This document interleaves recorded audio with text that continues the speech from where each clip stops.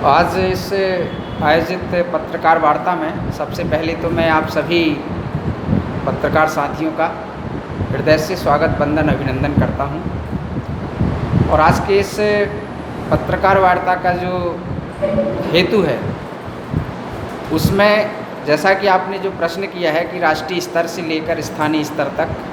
आज किसान उद्वेलित है, आंदोलित है, उसके पीछे का कारण मूलभूत जो सुविधाएं किसान को मिलना चाहिए उसका अभाव है। इसी संदर्भ को लेकर हमारे भारतीय किसान संघ के राष्ट्रीय नेतृत्व ने सारे देश में एक साथ 8 सितंबर को एक राष्ट्रव्यापी राष्ट्रवादी संगठन के नाते किसान संघ के देश के, मुझे गौरव है इस बात को कहते हुए कि भारत के सबसे बड़े किसान संगठन के कार्यकर्ता के नाते मैं आज आपके सामने प्रस्तुत हूँ।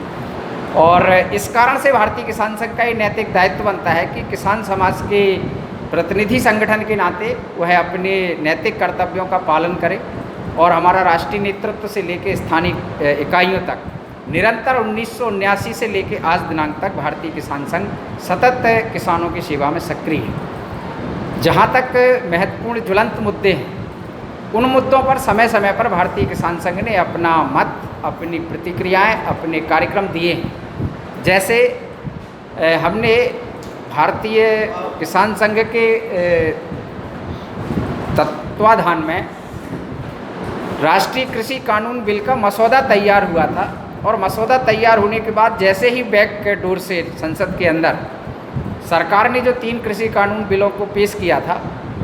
उसके बाद तत्काल भारतीय किसान संघ ने राष्ट्रीय स्तर पर हर जिले के यानी हर सांसदीय क्षेत्र के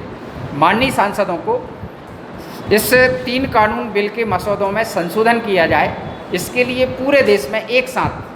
भारतीय किसान संघ ने अपने सांसद प्रतिनिधियों को, अपने जनप्रतिनिधियों को इसमें संशोधन कराया जाए आने उस समय के तात्कालिक लोकसभा सेशन में। ऐसा हमने ज्ञापन दिया था। हम जिले के सभी पदाधिकारियों ने स्थानीय सांसद जी को भी इस विषय में ज्ञापन दिया था। ये राष्ट्रीय 3 कानून पर लेकर राष्ट्रीय स्तर तक भारतीय किसान संघ ने जो अभी तक क्या किया उसका मैंने आपके सामने पॉइंट ऑफ व्यू रखा।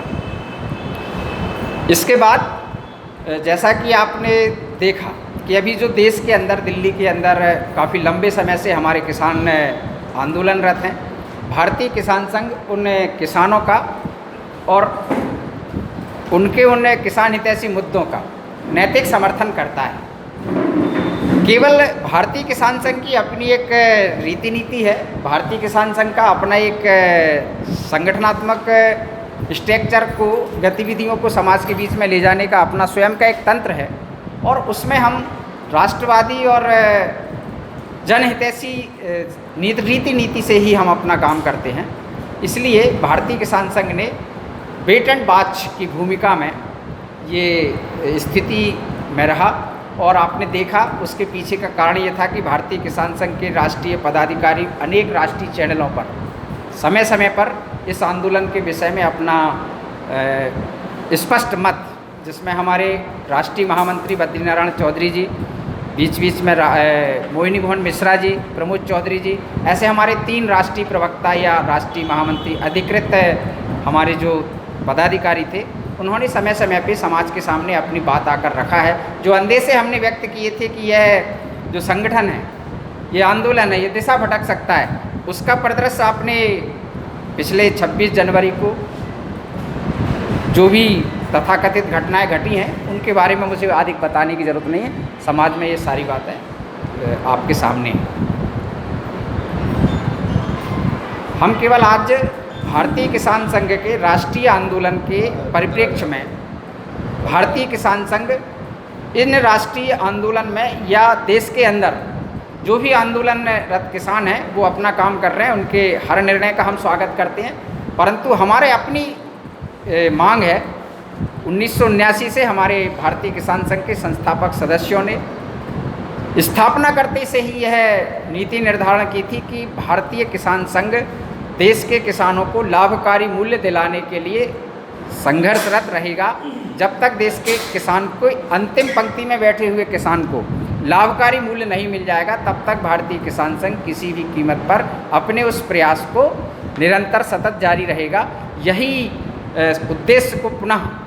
स्थापित करने के लिए हमने एक नारा दिया है, किसानों ने ठाना है लाभकारी मूल्य पाना है। और उसी मुद्दे को लेकर हम 8 सितंबर पे पूरे भारत में एक साथ एक समय में हर जिला केंद्र पर भारतीय किसान संघ के नेतृत्व में संपूर्ण जिलों में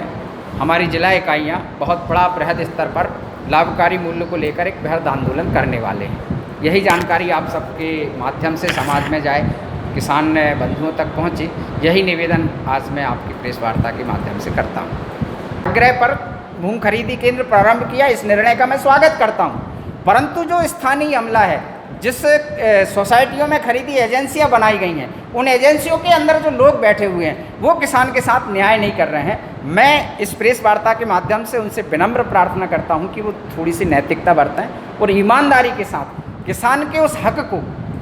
ईमानदारी से नीचे तक अंतिम पंक्ति पर बैठे हुए उस किसान का, मेरे पास में सैकड़ों फ़ोन आते हैं, भाई साहब वो फला केंद्र पर फला स्थिति में अव्यवस्था है, आप तात्कालिक रूप से अभी देखें। आज की डेट में मेरे पास एक कॉल आया कि भाई साहब 8 दिन से डीपी जली हुई है और बिजली विभाग के अधिकारी डीपी को 4 दिन पहले हमने बिजली विभाग के पास जमा कर दिया है और वहाँ पर हम जाते हैं तो 8 दिन बाद मिलेगी, और दूसरे से बैकग्राउंड से उस किसान के पास खबर आती है कि यदि तुम 15,000 रुपये दे दोगे तो तुमको कल की डेट में डीपी मिल जाएगी। इस स्तर से आकंठ जिला भ्रष्टाचार में डूबा हुआ है। इस भ्रष्टाचार को ख़त्म करना भारतीय किसान संघ की नैतिक जिम्मेदारी है। मैं समझता हूँ यही मेरा नैतिक दायित्व है।